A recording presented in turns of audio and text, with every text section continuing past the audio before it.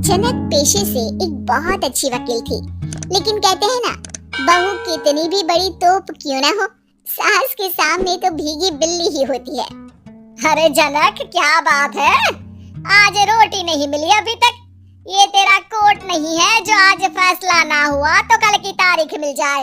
रोटी तो रोज वक्त में चाहिए। हाँ माँ जी, रोटी तो कब की बन गई। मैंने आपको कहा तो खाना खाने के लिए, आपने शायद सुना नहीं होगा।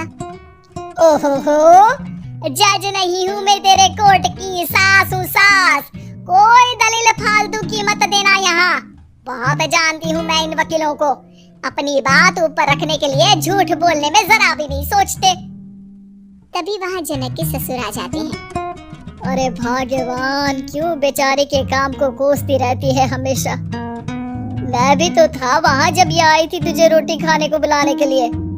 सास को तो अब गुस्सा आ जाता है कि कैसे किसी ने बहू की साइड ले ली। अरे वाह जी वाह, वो तो मैं जानती थी कि कोई ना कोई गवाह तो ये पेश कर ही देगी। पर मैं तो अब सीधा खाना खाकर सोने जाऊंगी। मुझे आदत नहीं है किसी से बहसा बहसी करने की। पता नहीं कैसे ये वकील इतना दिमाग लगाकर खुद तो झूठ बोलते ही है, साथ में झूठे गवाह भी ले आते हैं। जनक को सास के ताने सुनने की अब आदत सी पड़ जाती। एक दिन जनक वकील की ड्रेस पर काला कोट पहनकर कोर्ट के लिए निकल ही रही होती है कि अरे कहाँ चली काला कौवा बनकर? टोक दिया ना, अब कोर्ट तो वकील वाली ड्रेस पहनकर ही जाऊंगी ना। वाह भाई वाह, दामिनी तो मैंने भी देखी है। सन्नी पाजी ने ऐसा ही कोट पहना था और कहा था कि तारीख पर तारीख, तारीख पर तारीख। मतलब कि कोई बात करनी है तो बोलिए, वरना वक्त नहीं है मेरे पास खराब करने के लिए। अरे पता नहीं तुझ में क्या देखा मेरे बेटे ने, सारा दिन वकीलों वाली बहस करती है भोली भाली सास के साथ। अच्छा सुन, जो इतनी बहस मेरे आगे करती है ना, जरा अपने बॉस से कर ले, जो 1 साल भी ना हुए तेरी शादी को और काले कपड़े पहना दिए। अंदर जाओ, लाल कोट पहन कर आ, पता तो चले कि नई नवेली शादी हुई है। अरे माँ जी, कोर्ट में मेरा बॉस क्या करेगा? ये तो पूरे देश की ड्रेस है वकीलों के लिए। लेकिन सास तो ठहरी सास। अच्छा, तो कोई जरूरत नहीं है 2-4 साल कोर्ट जाने की।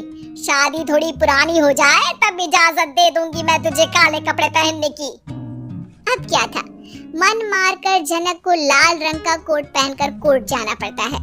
उसके जाने के बाद आहा, बढ़िया, ये पूरे देश की ड्रेस की बात करने वाली। अरे पहना दिया ना लाल कोट। अब सास आए दिन या तो जनक को उसके काम का ताना देती या फिर उसका काम छुड़वा देने की धमकी। तंग आकर एक दिन जनक पति से कहती है, मैं सोच रही हूँ कि कोर्ट जाना बंद ही कर दूं। अरे क्यों यार, इतना अच्छा करियर है, क्यों छोड़ने की सोच रही हो? अरे लाल रंग का कोट पहनकर जाना पड़ता है। हर बात पर सास ताना देती है कि वकील तेज होते हैं, सवाल जवाब करते हैं, झूठी दलीलें देते हैं। अरे तो ठीक है ना, वो जो कहती है अपनी समझ से कहती है, लेकिन तुमको तो पता है ना कि सच्चाई क्या है। जनक को पति की बात से हौसला मिलता है कि तभी घर पर कुछ लोग आ जाते हैं। अरे आइए आइए पंच साहब, कैसे आना हुआ? अरे भाई साहब, सुना है कि आपकी बहू वकील है। तभी वहाँ सास आ जाती है। हाँ है तो, लेकिन क्या हुआ? फिर कहीं बहस कराई क्या? अरे हम तो खुद दुखी है उसके व्यवहार से। अरे भाभी जी, आपको तो पूरा मोहल्ला जानता है कि आप कितना बोलती है। फिर हम यहाँ बहू रानी की कोई शिकायत नहीं, बल्कि अपनी परेशानी लेकर आए हैं। ससुर जी खुश हो जाते हैं। हाँ हाँ, मैं भी बहू को बुलाता हूँ। जनक वहाँ आती है, सबको नमस्ते करके बैठ जाती है। बहू रानी, हमारे गांव में बड़ी मुसीबत आ गई है। अब तो पूरे गांव की जिम्मेदारी मानो तुम्हारे कंधों पर है। अरे ना ना, इससे तो घर की जिम्मेदारी पूरी नहीं होती, ये गांव की जिम्मेदारी क्या लेगी?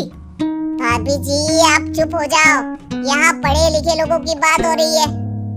आप जाओ, जरा रसोई से सबके लिए चाय लेकर आओ। मैं कॉफी लूंगी।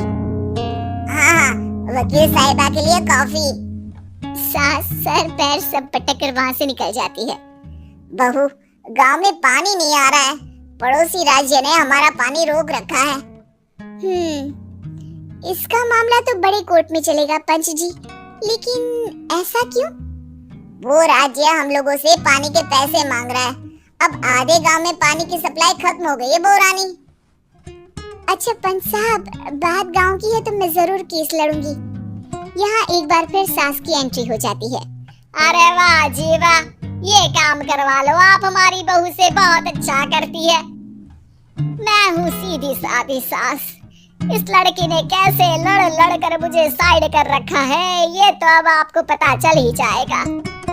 अरे भाभी जी, आपकी आवाज तो पूरे गांव को सुनाई पड़ती है जब आप बहू रानी को सुंदर वचन सुना रही होती हैं। अरे वकील बहू मिली है, फक्र करो फक्र। हाँ जी हाँ, सारी फकर तो हम लोग ही करें। खैर, अब जो केस लड़ेगी और पानी गांव में आ जाता है तो पंच साहब लिख कर देना होगा कि हैंड पाइप में सबसे पहले मेरी बाल्टी और घड़ा भरेगा। अरे फिर तो हम बहू रानी के नाम पर घर पर ही सप्लाई दे देंगे, लेकिन ये इतना आसान नहीं है। बहू, गांव के पास अभी वकील करने की भी पैसे नहीं है तो। अरे पंच साहब, ये मेरे गांव का मामला है, मैं आपसे एक भी पैसा नहीं लूंगी। सास को बहू की बात पर गुस्सा आ जाता है, लेकिन सबके जाने के बाद झनक मन लगाकर गांव की परेशानियों को दूर करने में लग जाती है। और वो दिन भी आता है कि झनक केस जीत जाती है। अरे आज तो प्लम्बर आकर घर तक पाइप लगा गया है, खुश हो जाओ, मेरे कारण तुम लोगों को घर के अंदर ही पानी मिल जाएगा।